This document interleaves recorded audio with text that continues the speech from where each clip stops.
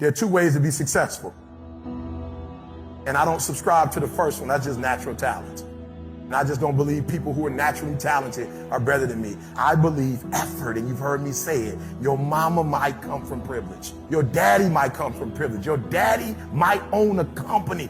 You might have a father that can give you everything your little heart desires, but you will not outwork me. Why? Because I realize that the bigger the dream, the more effort you're gonna have to put in.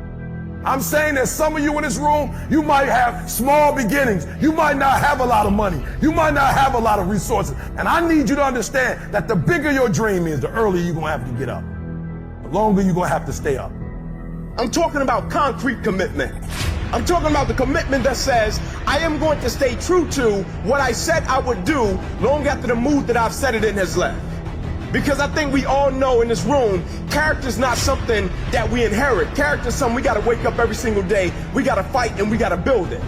You gotta begin with the end in mind, so whatever your dream or your goal is, you gotta wake up every day to it. You gotta go to bed with it. You gotta read stuff, the music you listen to, everything you do gotta pour into that dream.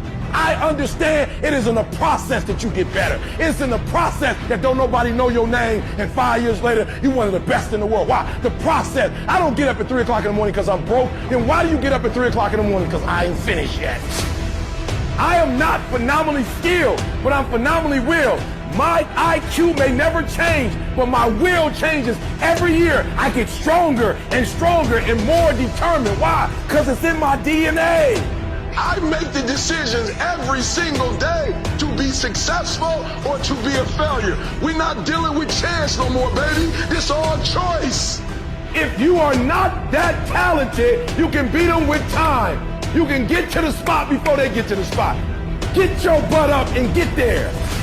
Get up. Act like you playing basketball. Act like you playing football. Compete. That's what bothers me. Many of y'all are not competing. I need effort. Compete. Act like you playing football. Go in that doggone classroom. Compete. Many of you have lost your competitive edge. Get your competitive edge back. I'm not against no other motivational speaker. I'm just competitive. When you dedicate your life, you don't care anything about the odds. When the dream is big enough, the odds don't matter. When you're working, you have a wall to break through. A friend of mine who runs a marathon, he says, when he's running the 26-mile marathon, he said, let's say that hypothetically, that 18th mile is the wall. He said, Les, when you get there and you're running, he says, everything in you is telling you to stop, to give up. Every muscle is aching. And you're saying to yourself, I can't do it. I can't do it. And you just keep on and you keep on and you keep on. It seems like you're moving at slow motion. And then eventually when you break through that 18-mile wall, then you know it's like done and you're on automatic and you glide on in and you know it's there. You know you're going to get to the finish line. And we've all had experiences where we were working on something and we knew it was possible. And we did those things that were necessary to bring it into reality. We took the responsibility to make it happen. Other people couldn't see it. A lot of people didn't believe it. You were attacked. You were criticized. People were opposing you, but you kept on doing it. It was hard. It was rough. It was difficult. But to you, it was worth it. And eventually you got to a level you know